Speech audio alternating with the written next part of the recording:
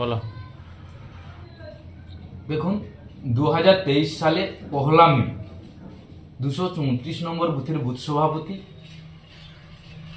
Late বিজয় কৃষ্ণ ভূঁইয়া তাকে তৃণমূল হারমাদ বাহিনী যেভাবে নৃশংস হত্যা করে, সেই হত্যার মামলা গিয়ে কলকাতা হাইকোর্টে গিয়ে দাঁড়ায়। সেখানে মহামান্য বিচারপতি এনআইএ তদন্ত দেয়।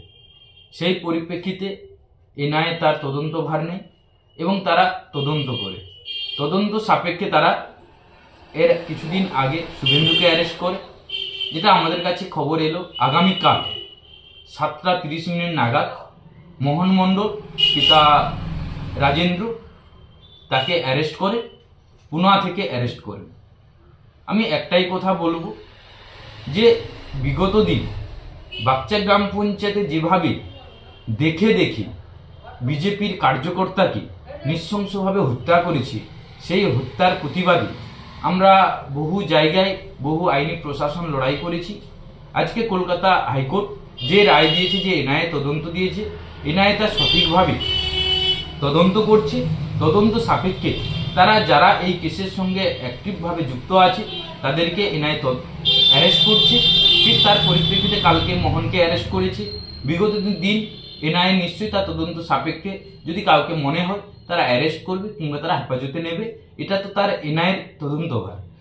আমি একটাই কথা বলবো যে বাচ্চা গ্রাম পঞ্চায়েতে যারা এই দুষ্কৃতিকারী মানুষ রয়েছে, যারা মানুষকে মেরে রাজনীতির চিন্তাভাবনা করে, তাদের যেন সঠিকভাবে সাজা হয় এবং এইভাবে বাচ্চা গ্রাম পঞ্চায়েত থেকে যাতে খুনের রাজনীতিটা বন্ধ হয়, এটুকু আমি আশা করব।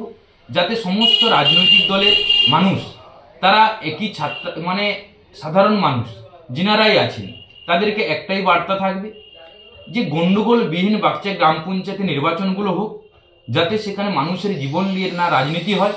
তাই যারা ওই বিজয়বাবু কেসের সঙ্গে খুনের সঙ্গে যুক্ত আছে তাদের নিশ্চয়ই তার এনআইএ তার তদন্ত করে যারা সঠিকভাবে যুক্ত তাদের বিচার হবে, তাদের সাজা হবে। এটুকু আমরা আশা করব যাতে বিগত দিন বাচ্চা গ্রাম পঞ্চায়েত শান্তি শৃঙ্খলাভাবে মানুষ তার নির্দ্বিধায় মানুষ তার ভোটদান কিংবা রাজনীতি করতে পারে, এটুকু আমরা আশা করছি। বিগত দিনে এরকম ঘটনার সম্মুখীন যেন আমাদেরকে আর হতে না হয়, এটুকু আমি আশা করছি। আর বিগত দিন একটাই কথা, বাচ্চা গ্রাম পঞ্চায়েতে যে সুন্দর মানুষ যেভাবে তারা শিক্ষা দীক্ষা কিংবা পিছিয়ে পড়া বহু মানুষ রয়েছে যারা রুজি রোজগারের তাগিদে প্রায় পরিযায়ী শ্রমিক হিসাবে কাজ করে, কিন্তু তারা একটা জিনিস রাজনীতি তারা জানে না, শুধু ভোট দেওয়ার সময় ভোট দেয়, কিন্তু শুধু বিজেপিকে ভোট দেওয়ার জন্য বহু মানুষকে মেরে ঠ্যাং হাত ভেঙে দিয়েছে, কিন্তু প্রাণও নিয়ে নিয়েছে। তার প্রমাণ হিসাবে আমাদের শঙ্কর মণ্ডলকেও প্রাণে মেরে দিয়েছিল এবং বিজয় কৃষ্ণ ভূঁইয়া, দীপক মণ্ডল, এরকম বহু মানুষকে তারা নৃশংসভাবে হত্যা করে।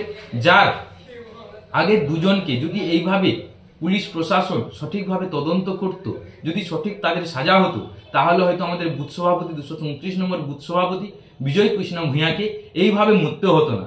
তাই আগের যে দুজনকে মারা হয়েছিল তাদের কোনো রকম তদন্ত না হওয়ার জন্য আজকে কিন্তু বিজয়বাবুর এই খুনটা হয়।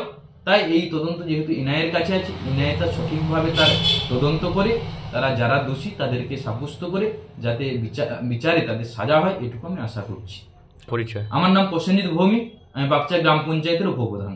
বিজ্ঞাপনের চমক নয়, আছে আগামী দিনের প্রতিশ্রুতি, মানে কর ফ্যাশন। ছেলেদের যাবতীয় নিত্য নতুন পোশাকের বিপুল সম্ভার নিয়ে নবরূপে সজ্জিত কর ফ্যাশন। বিশেষ করে মনে রাখবেন আমাদের নতুন সংযোজন ছোট ছেলেদের পোশাকের বিপুল সম্ভার।